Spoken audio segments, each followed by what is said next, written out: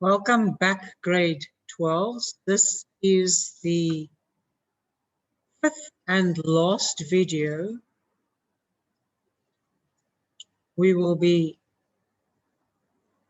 using to work through examples where we apply the principle of conservation of momentum and look at whether the collision is elastic or inelastic.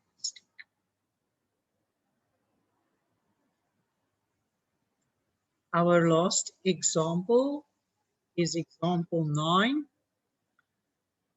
It says an astronaut mass 75 kilograms carries a pack mass 25 kilograms. He accidentally separates from his spacecraft and floats into space to a distance of 25 meters from the craft. He knows that the only way to get back to the craft is to push away his pack. Determine the direction and the velocity relative to the craft, with which he must push his pack in order to return to the craft in 30 seconds. So he's got 30 seconds to get back to the craft.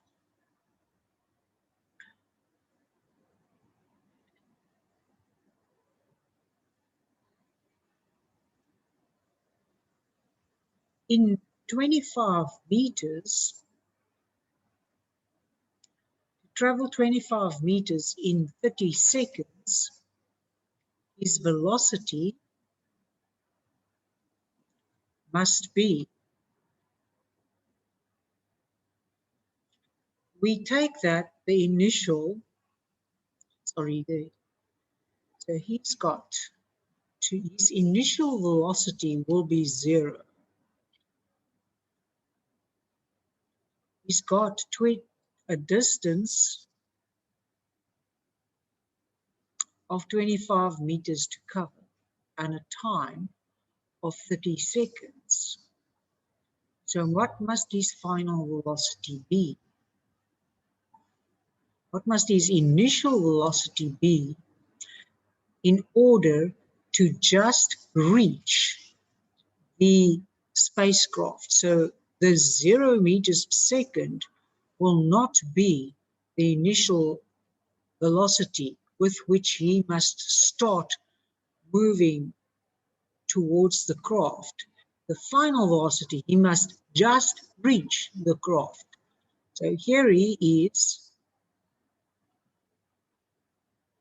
with his pack, and there the craft is,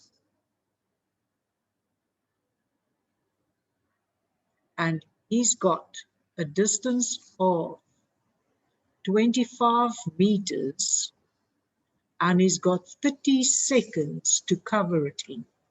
He must reach this. So his final velocity may be 0 meters per second. What will its initial velocity be?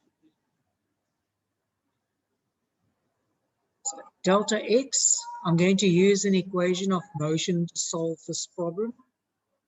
Delta x equals v I delta t plus, no, this is not going to work. I'll have to use this equation of motion. Vf plus Vi over 2 delta t. 25 equals Vf plus 0 over 2 delta t. So Vf will be equal to 50 divided by 30. And 50 divided by 30 is 1.67 meters per second. So that, and he needs to push the he needs to, this is what the astronaut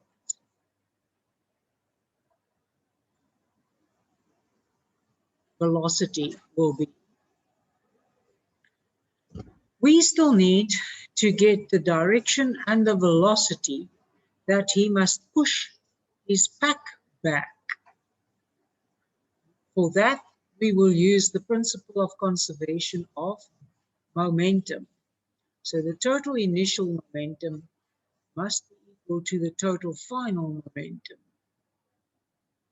Now, initially,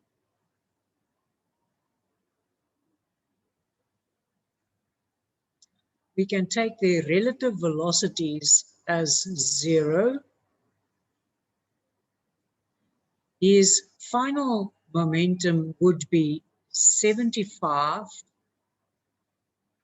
times 1.67.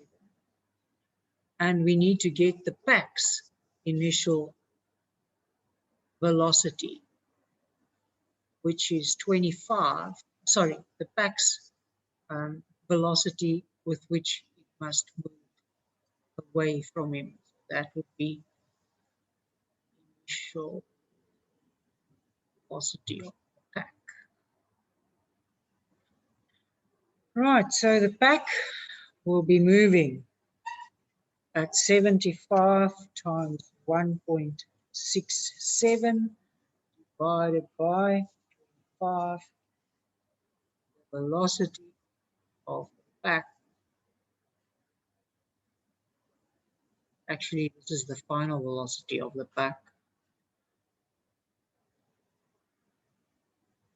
is negative 5.01 meters per second. This was a tricky question to answer. Number B, is the collision between the astronaut and the pack elastic or inelastic? In order to prove that, you need to know whether the kinetic energy is conserved.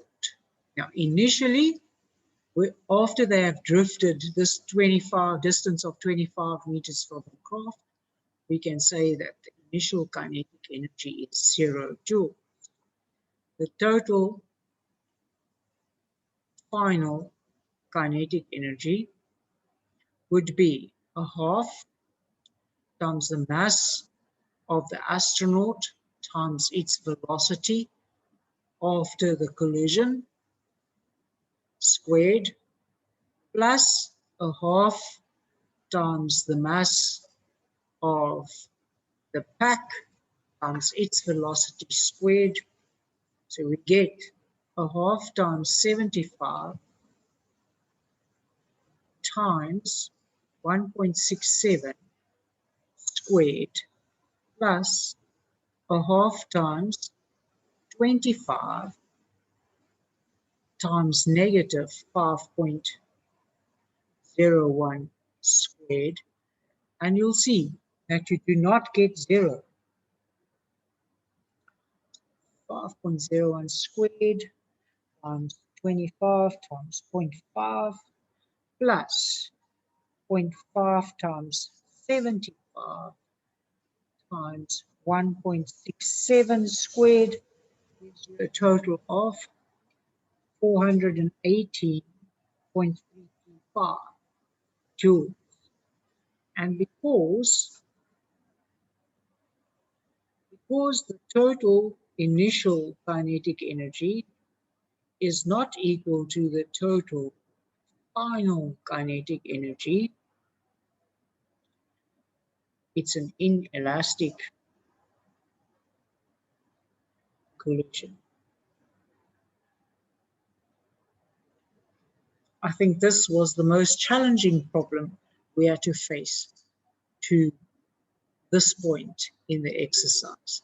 Thank you for watching the videos. I hope they help in understanding the different types of problems you might encounter.